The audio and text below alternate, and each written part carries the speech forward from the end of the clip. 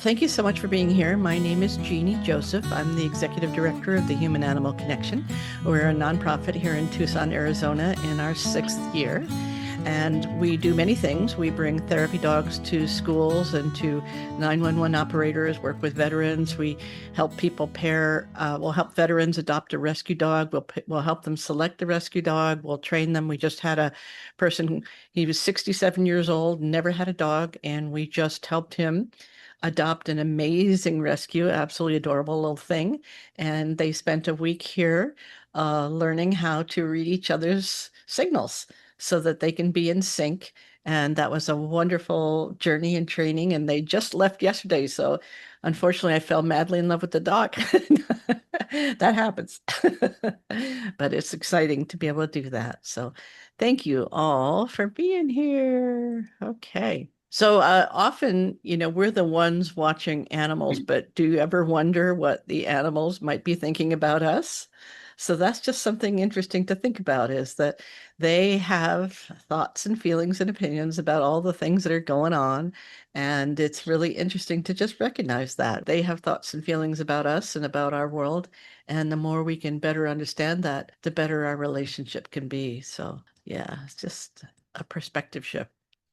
So, what we're going to be exploring today is the inner lives of animals.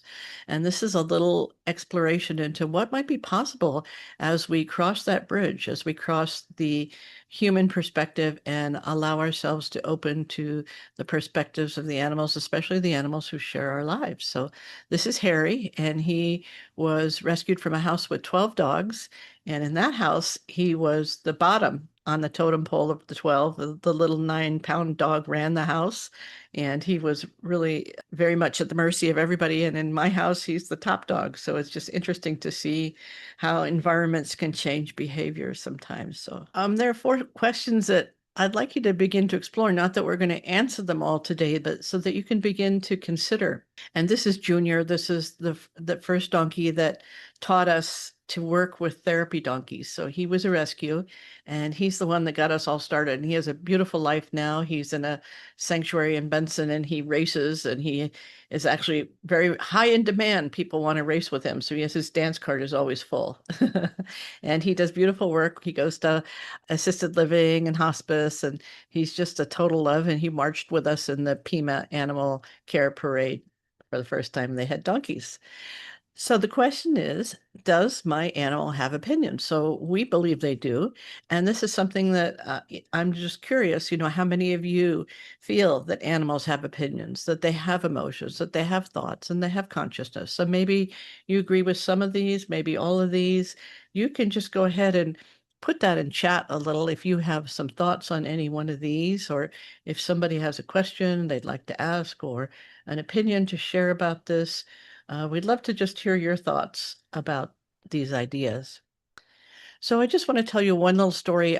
This was James French. He created something called the trust technique. Have any of you heard of the trust technique? I'm not. Yeah. So yeah, Julie. Yeah. And yeah, Carol Ann, yes. Was that a yes from Carol Ann? Yeah, great. Yeah.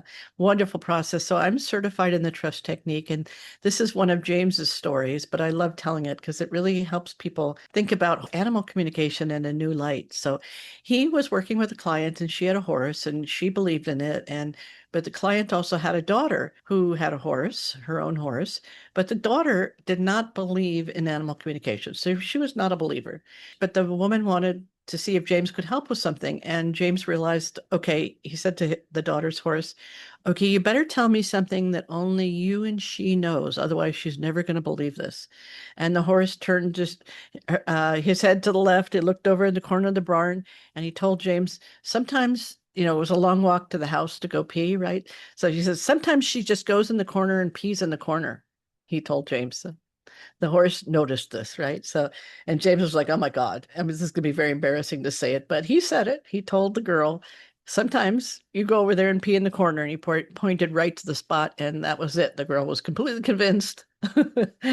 So it's just really interesting, the things that they observe and notice, and they're very, very aware.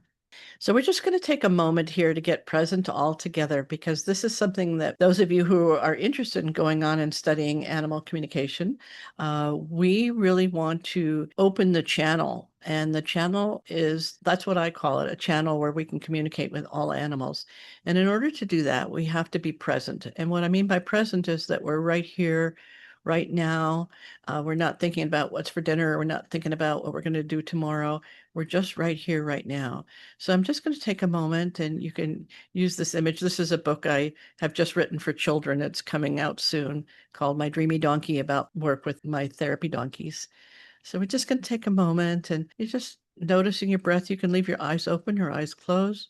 We're just going to be present all together very quietly. Here we go, just for about 30 seconds.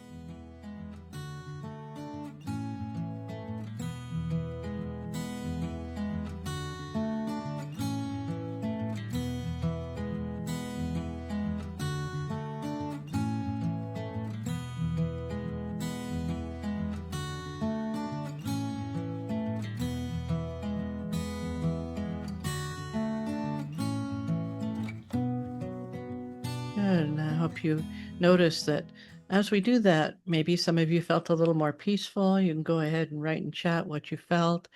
Did you feel just a little bit more here, a little bit slower, a little bit more open, a little bit more positive in your energy state? Yeah, Tammy mentioning goosebumps. Yes. Milo settled in more.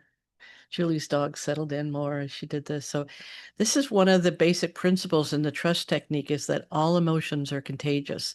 So our animals and ourselves are sharing emotions, and that's good and bad. It's good when we're sharing good, and it's not so good when we're sharing stress. So we've all felt that with our animals. And what we can do is offer them this presence, this peaceful quality, and it can make a huge difference. Yeah. Thank you. Thank you, Tammy, for loving the artwork. I do too. I just love looking at this image.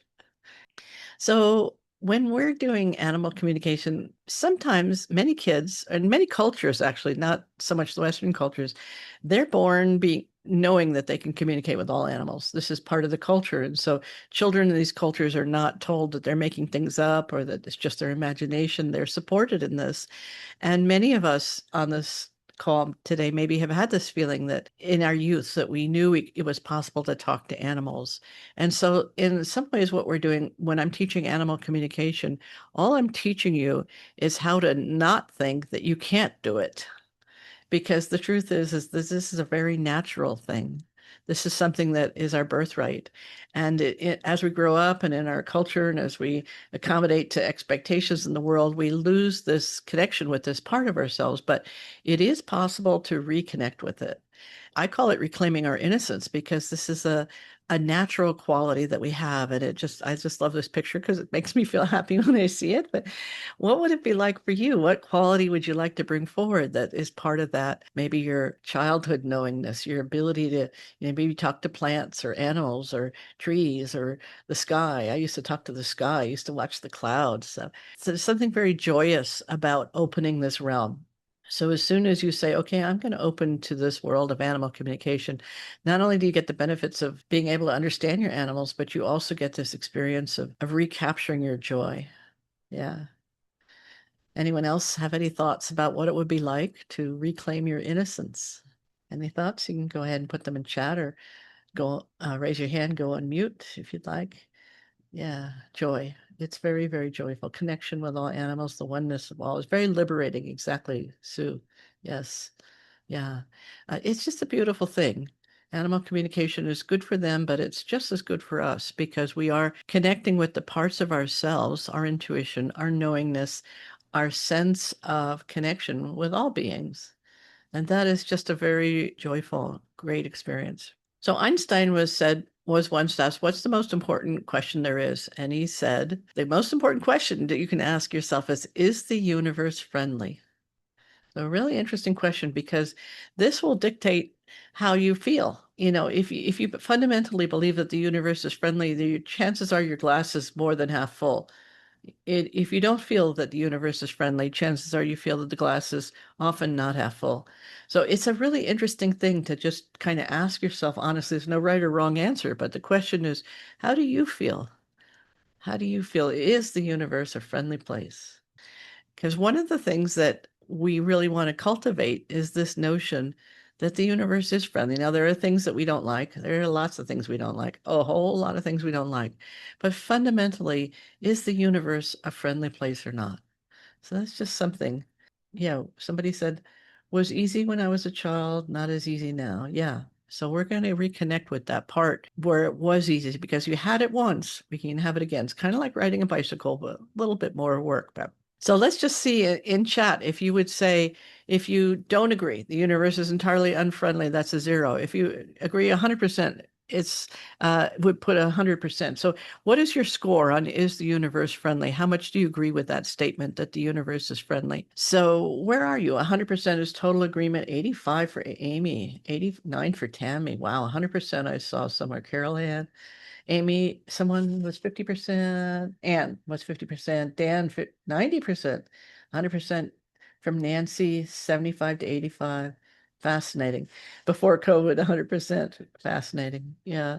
So, and we do. We have periods of life where we are pretty sure the universe is friendly and, we can have some adversity and kind of doubt it. And so it's just interesting to go back to the time when you felt sure that the universe was friendly, because this will help you. It will give you strength as you're dealing with these different situations. Thank you for giving me your score. So, in the human animal connection, we even ask the question, is the universe conscious? So now we're going beyond friendly. The universe is basically positive, but is the universe conscious? So this is what we help people explore. People who want to study and work with our program is we're exploring, is the universe conscious? And I don't feel like I have the answer, and you don't have to have the answer, but this is the question that we're going to play with. Is the universe conscious? Because what that means, if the universe is conscious and if telepathy is real, then of course we can talk to animals, because it just means in telepathy, which is the ability to feel across time, space, and distance, right? To have all knowledge available to us. If the universe is conscious and telepathy is real, we can talk to animals anytime, anywhere, any place. Some days are better than others, but if we believe this, then it's very easy for us to go the next step. And it's okay if you're not sure. I mean, I've had conversations with academics and they're terrified of the word consciousness because they can't define it. And so they'd rather not talk about it, even though they kind of believe it. So it's just, this is the journey that we're on, is exploring, is consciousness real? Is telepathy possible? And if so, can I do it? Can I tap in? Can I feel? And if one person can do it, like I told you that story about James French, you can do it too. When I first started studying with James, he was so good at it. I was intimidated. I thought, oh, I'll never be as good as James. And maybe I'll never be as good as James, but I'll be as good as Jeannie. Do you know what I mean? And I'm always getting better. Animal communication is a lifelong journey, meaning that you can be good at it. And I'll tell you about one student who was like immediately good at it, who one of my students. But it's always a continual learning. It's like learning a new language because it's a new way of communicating. And we'll talk about what some of those new ways are. So I just want to go back in time a little bit. And this is Germany in the early 1900s. There was a horse named Clever Hans, and he was world famous. I mean, people would come from everywhere to come and meet him because he could do the most amazing things. He could do complicated math, addition and subtraction, multiplication. And what he would do is he would tap with his foot and, like 3 times 3 equals 9. And he would, tap out 9 steps. And people were so amazed that he could do all these feats. And some scientists came to study him and people weren't sure if it was real. Or finally, they discovered that Hans, who could do all these amazing things, could not do it if he could not see his person. And they went, uh-oh, fraud. And this set the world back, world of animal research back probably 100 years. People used to have in academic circles, they would joke about the clever Hans effect, meaning that you think the horse is doing something, but what they discovered was that Hans, the horse, was looking at his person, and the person didn't realize it, but he was doing the subtlest of neurological cues, like what I'm doing right now, just this tiny little nod that the person didn't even realize he was doing. But the horse was able to register it. So even though it was called a failure and a fraud and all these terrible things, the truth is this is amazing that a horse could pay this kind of attention and watch this subtle a signal. So instead of saying this was a failure, we should have said, oh, wow, this horse really is so entrained with his human that he can detect body language signals like poker cue, cute tells that are subtler than even the human recognized he was giving. So it wasn't deliberate on the human's part, but it set the whole field back for a very long time of mistrusting the idea of animal communication. Because, of course, we all want it to be true, but is it really true? And so I'm going to tell you some stories that I think will convince you that it's really, really true. So fortunately, we are in a revolution in animal science the last 20 years or so. Science is catching up to what everyone who shares their life with an animal already knows. And that is that animals have emotions, thoughts, and feelings. And so this was an experiment by Jacques Panksepp, and he discovered because they had new technology where rats will actually laugh when tickled. This was not possible to hear with the human ear, but the computer could hear it. And what he discovered was that if you tickle the rats, they will laugh. And then he discovered that when the tickler, the designated tickler in the lab, walked into the room, the rats began laughing in anticipation of being tickled. So I just think this is hilarious, very fun. And then they discovered many other species will laugh, including dogs. So dogs have a play pant that sounds kind of like that. And on a computer, we can detect it as a laugh. And what's interesting is that other dogs can recognize it as a laugh. And when they play the sound of dogs laughing in shelters, all the dogs calm down.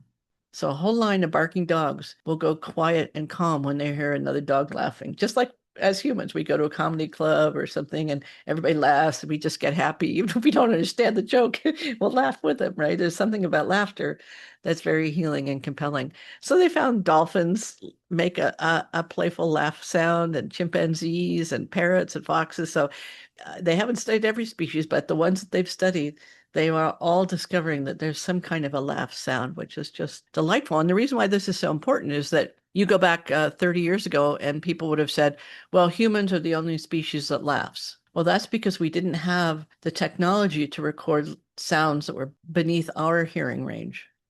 And so this is an example of how science is beginning to catch up to what most people will tell you. If I ask you, does your dog play? Does your dog make maybe you've heard that sound and maybe didn't quite recognize it, but they laugh. Yeah, Harry has a little huff. It's fun. It's fun to be aware of it.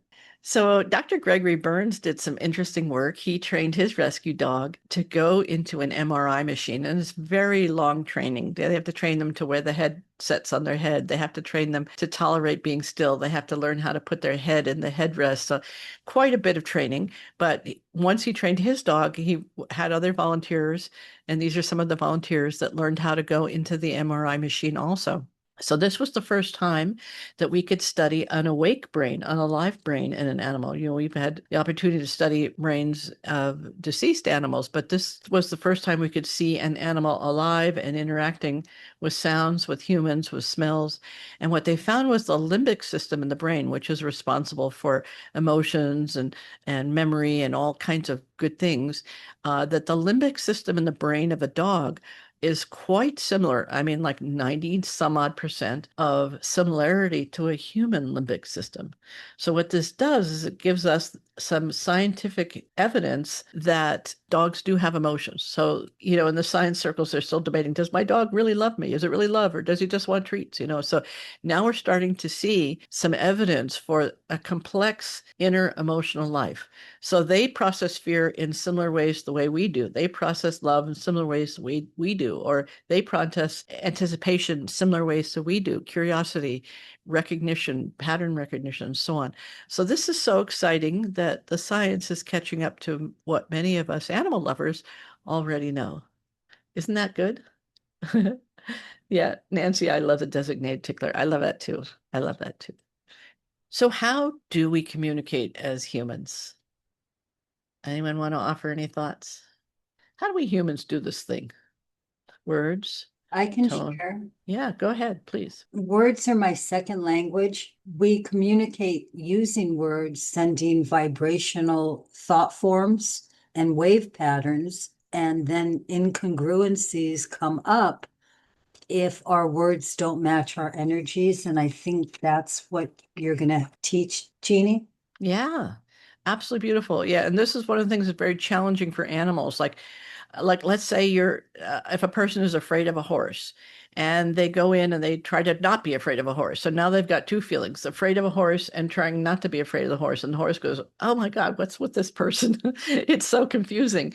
Mixed messages are very confusing. A horse has no problem if you're scared. A horse has no problem if you're mad. A horse has a problem if you're scared, but hiding it. Do you know what I mean? And that's that congruency that you were mentioning. So yes, we have words, we have tone of voice, we have body language, we have movement. So if I go like this, that's an event in dog language, right? So the animals have to interpret motion. So when we're communicating with animals, we're going to be very still because we want to take the noise out, the noise of movement. We want to take out the distraction of moving forward. These are kinds of things that we're going to be learning for those of you who want to continue studying with me with animal communication. We're going to learn that it's just as important what you don't do as what you do. But these are easy things to learn. Yeah. And energetic frequencies. Yes, animals are definitely feeling our energy. This is how when dogs meet each other, they instantly decide, I like you, I don't like you, or they meet a person, I like you, you're a dog person, I love you, or I don't love you. It's just instant. So how is it? They haven't heard a whole haven't read your biography. They just feel your energy. They don't need your resume. They feel your energy, right? Very good. Very good. Yeah. Yeah. So Caroline mentioned deep listening in the present moment. The eyes. Eyes are huge. Animals will look at our whole face and in an instant they tell by the position of our eyebrows that whether it's a real smile or a fake smile, they can feel all this.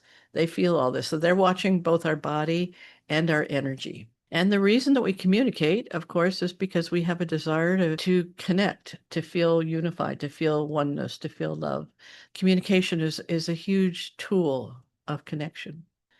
So I call it connecting with our animality. We are all animals, right? And the idea that humans are separate from animals is a really old idea and a not particularly good one. Not particularly good one. So when we connect with our animality, not only are we able to be more compassionate to other humans, but we feel more joy and connection with other animals. And sometimes, in our world today, in the modern world, we may belong to families or groups, but there's often a hunger. There's this feeling of like we're really alone in some way, even if we have friends and business associates and stuff. So part of this hunger is the hunger to connect at this very deep level with animals. And so that's what we're up to and exploring. Yeah. Yeah, Samantha noticing about being still. Still is going to be one of our great powers in animal communication, is finding stillness. And what's interesting is that even eye movement, like even if I hold my head still, but my eyes are switching left to right, animals see that, sense that. They really need to react to that. Yeah. Will you teach more about hunger and connecting with animals? Yeah. So one of the reasons that I find animal communication so joyous is that it meets that hunger in a way that we can't always do with humans. I mean, we do our best, and human relationships are very important and good, and we want them. But there's a way, like Jamie's connecting with her pooch right now. There's a joy there, and with humans, we don't always get that same level of joy. So learning animal communication is a way of addressing the hunger for connection that is beyond words, that's just full of love. Sometimes animals communicate things that aren't loving, but mostly it's pretty good. It's pretty darn good. The things that they want to talk about. Sometimes the human will say to me, "Can you talk to my animal about XYZ, some problem?" And I'll go and I'll talk to the animal, and the animal will say, "I don't want to talk about that." you know they like, well, let's talk about the love. It's interesting. I mean, they will talk about things that they don't like, but it's interesting that they're not as interested. Like people say, they rescue a dog, bring him home, they call me up and they say, "Can you tell me all the terrible things that happened to my dog?" And I go, "Well, I'll see," and talk to the dog, and I'll say, "So what are all these terrible things?" This dog, they knew, came from a horrible situation, and I'll ask the dog, and the dog will say, "Yeah, it was pretty rough." I mean, it's like they'll acknowledge it, but they're really not interested in the story of it. Do you know what I mean? Like they're more interested in, okay, I'm happy here. This house is safe. I get fed. I get loved. I get walks. This is good. They're much more interested in what's happening right now than they are in what's happening in the past. So yeah, I hope. And Tammy, if you have more questions, you can put that in the chat, but hopefully that was a little taste about that. I had one student, and she couldn't be here today, but she's in Canada, and she lived in a very rural environment, like right next to the woods. Her house was butted up against the woods, so she gets wild deer jumping over her fence and different fun things, and lots of delightful things happen. But one of the things that wasn't so delightful was she had an ant infestation, and she had an appointment with the exterminator to come and get rid of the ants, but she wasn't feeling completely comfortable about doing that. And this was just her third class. She said, "Is there anything we can do?" And I don't know if some of you have read the book by J. Allen Boone called Kinship with All Life, which is a book I really recommend. Yeah. Sue, you read that one? Have you read that one? Yeah, it's a wonderful book. So he tells this story. So I knew the story. And that's why I said, well, okay, if you want, we can give it a go. And she says, how do we do it? How do we get the ants to leave? You know, the exterminator's coming on Friday. It was like 24 hours or something. Yeah, Barbara loves the book too. So I said, well, what we do is we talk to the queen of the ants, and we tell the queen of the ants, we say, you know, look, I know you're having fun in this house, but this is my house, and I need you to leave by Friday morning. Otherwise, the exterminator is going to come. And, you know, we had a conversation with the queen of the ants, and I didn't know for sure whether or not it would work, but she had read the book too, and she believed it. And so we had this conversation, told them when they were coming, and lo and behold, they left, and she was able to cancel the exterminator appointment, and they have not come back since. This has been several weeks now since we did this. I told this story. I think Samantha heard and Jamie heard me tell this story. But yeah, so it's just, you know, there's some very practical things that can help us. It's not my specialty talking to insects, but it worked, you know. So we're going to go into a breakout room and spend a couple of minutes in the breakout room. And what I would love for you to do, and it'll be groups of like three, there might be one with, I'd like you to discuss what would be the benefits of communicating with animals, and not just in the abstract, but you personally.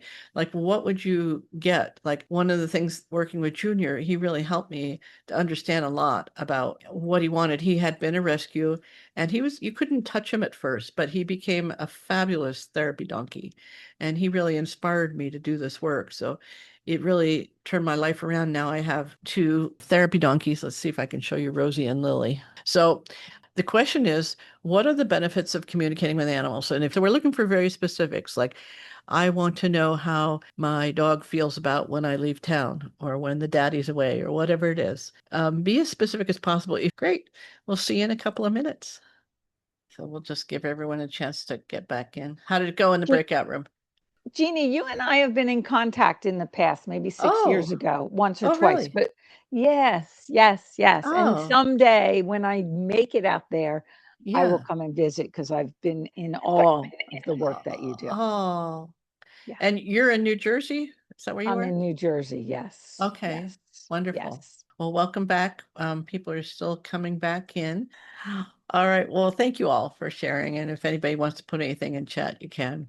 Oh my God, look at Sophie Buddha. Yeah, I want to tell you this story. This is a woman. She's retired, and she adopted a rescue dog that she knew had a past. So we think she was a puppy mill puppy. So lots of challenges. Sophie barely left her bed. We knew it wasn't a physical thing because at night she would play and romp around when her person was asleep. So we knew physically she was okay, but she spent like 99% of her time in the bed, would not go out to potty, couldn't put on a leash, et cetera, et cetera.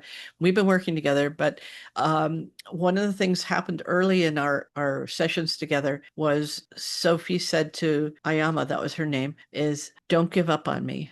You know, because her friends were telling her, you got to give up this, you know, who can have a dog and won't leave their bed? You know, this is terrible. Everyone's telling her that, friends, family, neighbors telling her. And Sophie said, don't give up on me. And that was really what turned it around for her, was she recognized that there was really something special in their connection.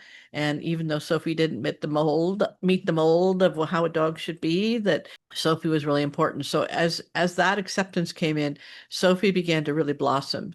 And it got to the point where Sophie would take us on journeys, you know, like we would go, and animal communications were not just about what Sophie needed, but Sophie would say, I want to take you on this healing adventure. And she took us to Tibet, and she's taken us to go meet the cows, and she's taken us to go talk to buffaloes. I mean, amazing, just amazing experiences that we have. It's just like really extraordinary. And it's all because the client was able to hear that message, don't give up on me. And now she's doing quite well with being able to hear Sophie. And we have these just lovely conversations together. So, well, now Sophie, she can go out and potty now, and she can take a leash and a little bit of walking. She's never going to be a dog that's going to go out into the world of her own free will, but she has a very rich inner life. And what this did is it relieved my client of the feeling of, oh, would we put her down? She has no life. Not true at all. She has this beautiful life, just extraordinary life. So, yeah. And another reason that we should talk to animals is they often have an opinion that we don't expect. So I had a client who called me, and she was a senior, and she raised champion dogs, had a reputation as a champion, and her dog was getting older, and people were saying, well, you need to adopt a new one, and you have to decide tomorrow, and you have to put the money down tomorrow. You're going to lose this puppy, blah, blah, blah, that came from this bloodline and all this other stuff.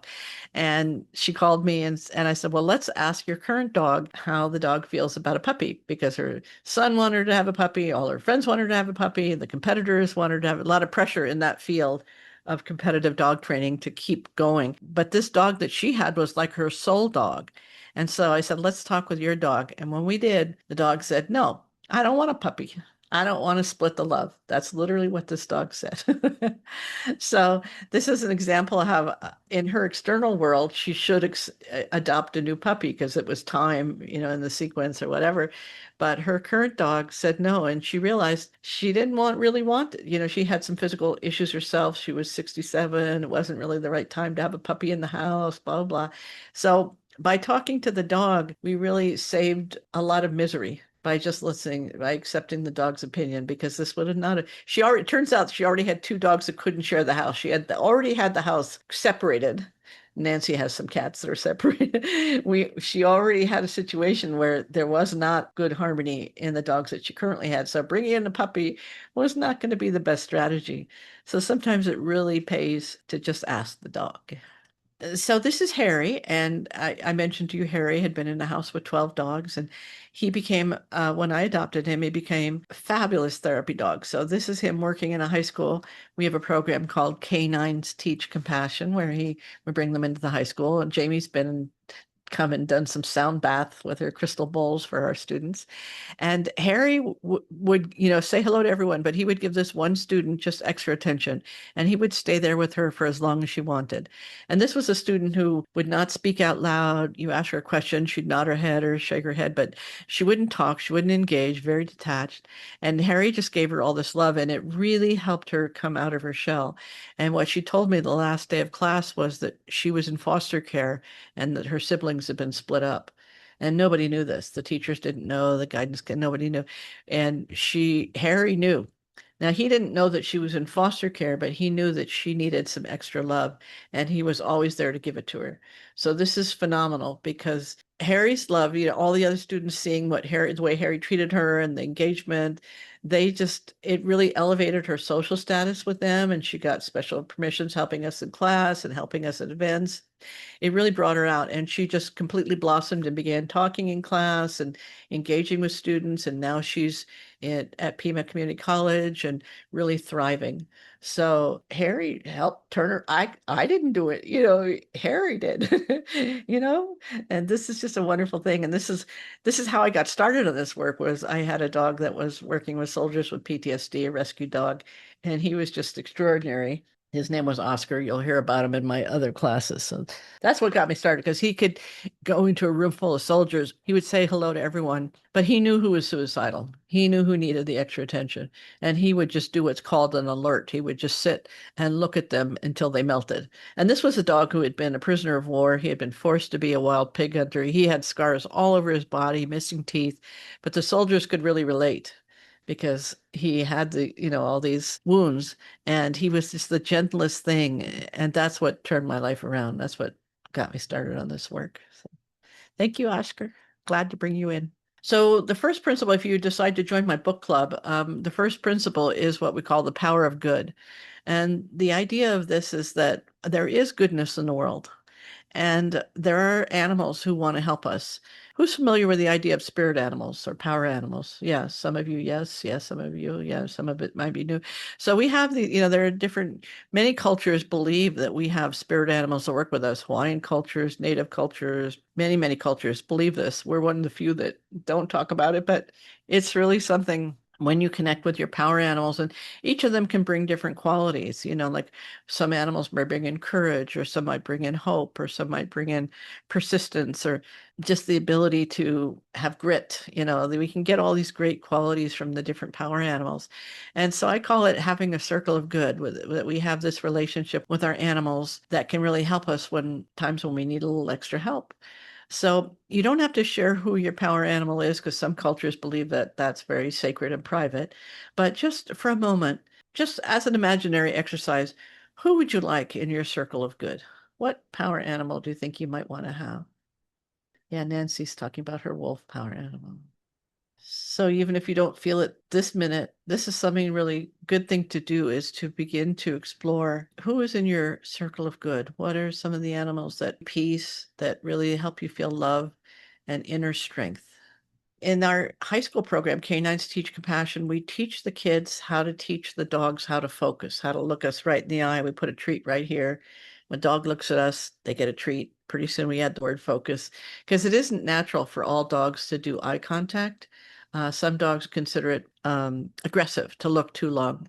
So dogs need to learn how to do this, and therapy dogs need to learn how to do it, because this is one of the ways that they help people heal. Yeah, you can pick them all. Yes, Samantha. Yes, you have a team. You have a team. And sometimes it's the elephant that's going to help you, and sometimes it's the horse, and sometimes it's the cow, and sometimes it's the donkey, and sometimes it's the pig. So yes, you can have them all in your circle. And you'll find that some power animals come in for a time, and others will be with you your entire life, even prenatally. So you have many, more than one. Yeah. So we teach them that what they focus on is what grows. So if they focus on anxiety, they're going to feel more anxiety. If they focus on the universe being good, they're going to feel more of the universe being good. So this notion of going for the good, of what story are you feeding? Are you feeding the story that says the universe is a happy and safe place? Or are you feeding the story that says that the universe is unfair and dangerous? And we can understand why people would have stories like that. But this is something that we want to cultivate, is the choice, the choosing of good. And this is very often what a power animal can help you do, is that when we all have these anxieties and things that go on in our life and challenges, and in those moments we turn to our power animal, and the power animal can help us. Oh, okay, it's going to be okay. It's good. It's good. Even I can't see the good right now, but I know there's good that's coming. Yeah. Very nice. So yeah, so this is something to just think about. Are you going for the good? Are you orienting towards the good? Or are you orienting towards the past and what is not so good? I want to tell you about my soul cat, Wolfie. And I was very attached. Wolfie found me in New York City. I began to have dreams that I was going to get a cat. And I was like, I was in the movie business at the time. There was no way I could have an animal. I could barely myself, much less feed a creature, right? So I just said, all right, the dreams kept coming. I said, all right, if I'm going to get a cat, the cat's going to come to me. I'm not going to the shelter. I cannot go and see the cat suffering. And so one night I was sleeping on the ground floor apartment in Manhattan. I live alone, and I hear this sound like someone was trying to break in my back door window. I lived on the alley, and I'd been broken in before. So I yelled at it, rah, rah, rah, all these curse words, get out of here, screaming. And then I hear this. I was, oh no. So I said, all right. I didn't have anything, right? I had some milk, but I was like, I'm just going to give him some milk. It was 30 degrees, winter, New York City.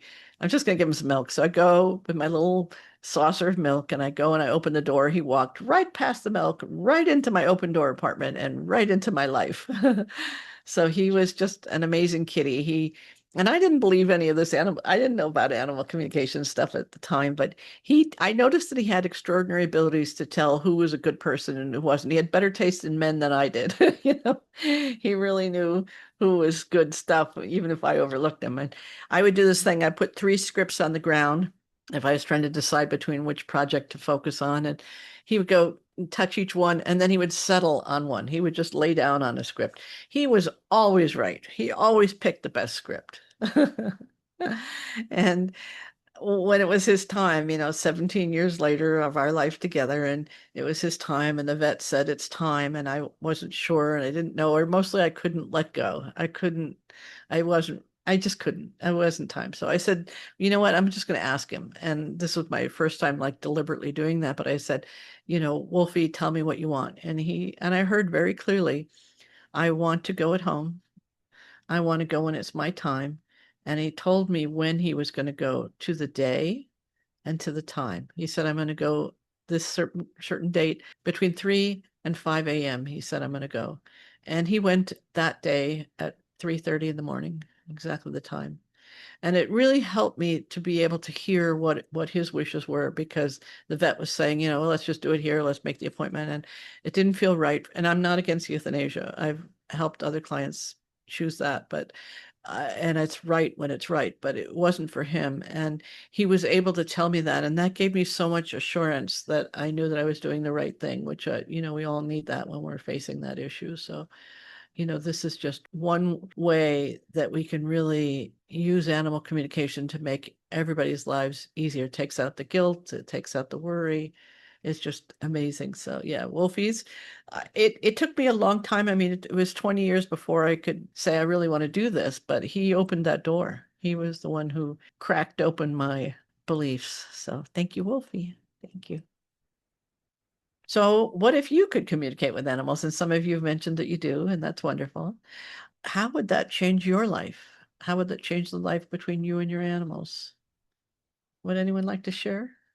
Would stop guessing, Sue says. Yeah, yeah, exactly. And there are times where it's just so painful to guess. So that's why it's, these moments of transition, we really need to be able to hear and understand if it's the right time. Anyone else want to share? Would expand my awareness and deepen my bonds with my kitties. Yes, Nancy. Wholeness would expand through everything. Yeah, it's just amazing when we can realize that we might be in separate bodies, but we're not separate telepathically. Yeah, more peace. Yeah. So let's just take a moment and tune in. What if your animal could tell you what they love, what they fear, what they need, and how they experience your life together?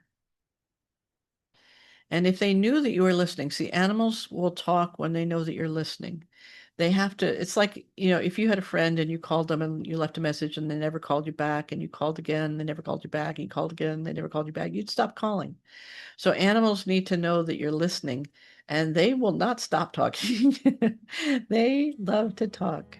So let's just take a moment. We'll just take a moment quietly and kind of muse on this.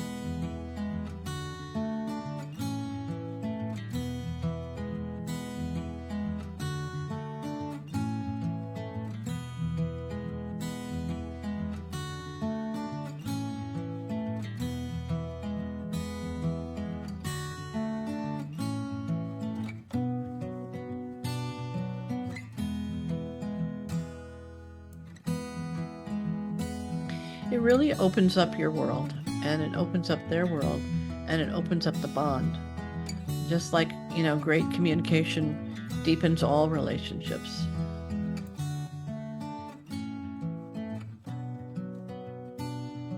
Yeah. So some of you, this was a great taste. For others of you, you might be interested in going deeper. So let me tell you what I have coming up. As you know, I've written this book, The Human-Animal Connection, Deepening Relationships with Animals and Ourselves, and it's based on 33 principles. So what I'm going to do is a little 5-week online journey experience. So it's like a book club. We're going to read a chapter or two a week, and you'll read the chapter ahead, and then we'll meet, and there'll be exercises that you'll do to practice learning this. And this, what we're going to do is focus on the kind of prerequisite skills for animal communication. What I find, I've studied with a lot of different teachers, and I was an assistant in the last class that Penelope Smith just did. She's considered the grandmother of animal communication. She's been doing it for 50 years. I was her assistant, and I got to see a lot of students as they're on their journey.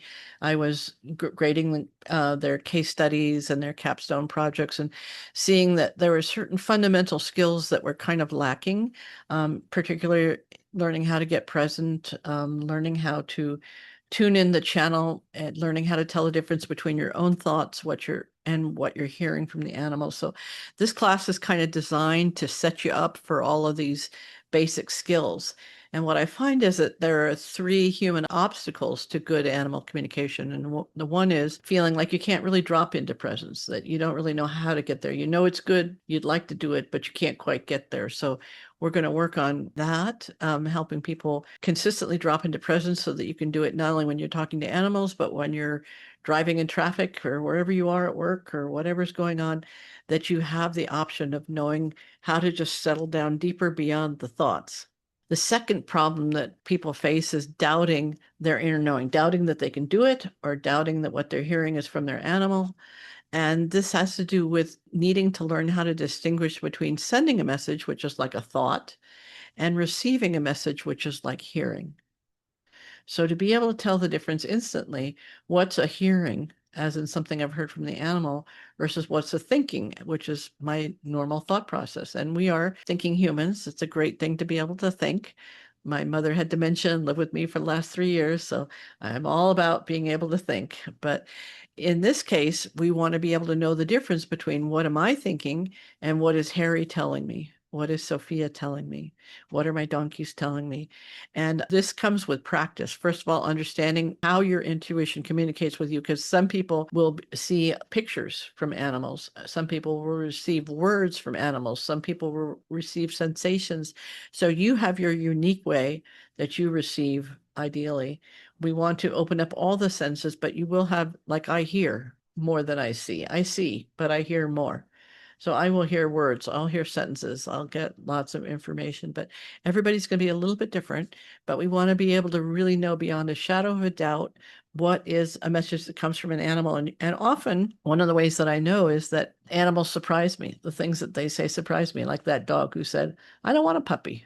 I don't want to share, even though the human was fairly certain that's what she should do. But the minute we said that, she realized that her dog was right. So this is Sophia, and she's my little rescue. And she was a feral dog. She used to scare grown men. She was kind of doing what Julie was describing as happening on the golf cart. Oh, right. Thank you, Samantha. Yes, the book is available on Amazon. Thank you for telling everyone. Thank you for putting that link in. Yeah. What we'll be helping you do in this class is learning how to connect to your innate animal wisdom. Because Sophia, as I mentioned, she was this feral dog. Men would not come into my house, like the maintenance men, unless she was strapped to my waist, because the door would open and she would turn into Cujo. She'd be auditioning for her role in the Cujo remake, right? So this is where we started. It was a long journey. It was 3 years of training before she could be a therapy dog, but she had a 10-year career as a therapy dog. She's pretty much retired now, or semi-retired. We're going to go work with some kids with cognitive disabilities on Monday, but she had an amazing path, and it was very in when we were first in training classes. It was so embarrassing because these big, huge dogs would come and just look at her, and she would go, turn into, and it was so embarrassing in training class because, oh, I think Sophia could be a therapy dog. I just think this, and the teachers would look at me like I was an idiot. So it was very rough until we did some of these techniques, and then she turned right around. But so we'll be learning how to listen to and trust your intuition, how to really hear your intuitive voice, feel your intuitive voice, see pictures, to be able to get that level of information coming to you easily and knowing what it is. So we'll be learning how to cross the bridge to animal communication, which is the ability to go beyond, I'm a human, you're a dog, and we are two beings connecting. So we're going to go past that species divide. And then we're going to understand the emotions that drive behavior, because anytime an animal is expressing a behavior, there's probably an emotion behind it. Right, Julie? So yeah, this is what's going on, is there's an emotion. When we communicate, we can understand more about that. And also, of course, being in this class, you're going to have an animal loving community that you're going to practice with. We'll be practicing with each other's dogs and so on. So that's a little bit about the 5-week class, which is a prerequisite for my animal communication class. So I'm doing both teaching people privately. So I have students who are learning animal communication one-on-one, and other students who want to do it in a group. But this first class, which is the prerequisite, is 5 Sundays, July 12th through August 9th. And it'll be the same time, Sunday, 1 o'clock Arizona time. It would be different time zones for if you're in different places. But 5 Sundays, July 12th through August 9th, and the early bird registration is $97, which I think is very reasonable for a 5-week class. And this will be the prerequisite for my animal communication class, which begins in September. I really want to make sure that we start at a high level, which is that people have these kind of basic skill sets so we can go deeper. So if you would like to sign up for that, that's on my website now. You can sign up for that class if you feel you would like to do the 5-week preparation for animal communication. So if you would put it in chat or say it out loud, there was a lot that we covered, but what was your favorite part of our time together? What was something that stood out to you? What was your favorite part? What are you going to use right away? And I'd love to hear that. Oh, website link is thehumananimalconnection.org. Then navigate to classes and you'll see the book club. And you can sign up there for the book club. So you'll see that book club there. Favorite part from Nancy was the assertion that universe is conscious and friendly. Yes. It's huge to just every time, there's some crises, as there are many right now, just remind yourself, the universe is friendly. I think they're going to work this stuff. Somehow this is going to work out. And Jamie says, thank you, Jeannie. Your calm presence and engaging stories are so inspiring. Can't wait to learn more from you and your animals. Yay. Okay, Tammy, the purity transmitted. Oh, thank you. So entire and so wholesome. Lovely. I'll speak out loud. Go ahead. Go for it. I think you know where I'm coming from on this. I found Jeannie about 6-8 months ago, and I am one of her biggest cheerleaders. So I try to spread the word because I think this work is so important, and so many of us have pets and animals in our life, whether they're out the back wall just eating your garden or in your home. And I think the more we learn about this and the more we can do this with each other as humans too, I think that makes a huge difference. So, and I understand you got 2 more of my community from last week's in-person session. So yay. Yay. Thank you. Thank you. Yeah. So good. So good. Animal communication leads to more harmony in the home. In any relationship where there's better understanding, things are just, oh, that's why you're doing that. What is it I could do differently or whatever really, really makes a difference. So just one last announcement. For those of you in Tucson, we have Donkey Day Christmas, which is Sunday, December 13th at 1 o'clock at Brandy Fenton Park. You can come and participate or volunteer with us. We have rescue donkeys from Benson, our donkeys, some animals from track, and some older senior dogs who are unlikely to get adopted because they're not pretty or they're older, they're hurt or they're this or they're that. But anyway, it's a wonderful time for all generations to come and just meet the donkeys and have some love. And yes, if you'd like to be a sponsor at our event, let us know. And make sure that you're signed up for our free newsletter because that's where we'll announce upcoming things. And we have gone to Green Valley to teach this class, so that was fun. Julie arranged that. So if you have a big group, a group will come and do this session for your group too, if you'd like to do that. But Donkey Day Christmas is just so fun. It's just a day full of joy. We had 865 people register last year, and I think, it's precious. We have Santa, and we're going to have My Dreamy Donkey book will be launched for that event, the coloring book and the story, and lots of fun things will be happening. So I hope that you will join us for Donkey Day Christmas. So mark your calendar, Sunday, December 13th at Brandy Fenton Park. Thank you all for being here with our inaugural class. I hope that I'll see you in either our book club coming up or another class somewhere along the line. And please keep opening your hearts and minds to just exploring the world of connecting with animals on a deeper level. Thank you. Yeah, so Julie's saying, great book. Even if you can't do the book club, go ahead and read the book because this is the work. We're in it. So thank you all for being here. I really appreciate this. Is our first time doing this particular project, and I'm happy. Yay! Thank you, Jeannie. Bye. Okay, bye. And keep in touch. We can always do private sessions if you need them. Yeah. Thank you. This is really enjoyable. Thank you. Oh, great. Thanks so much. Bye, everyone. Bye-bye.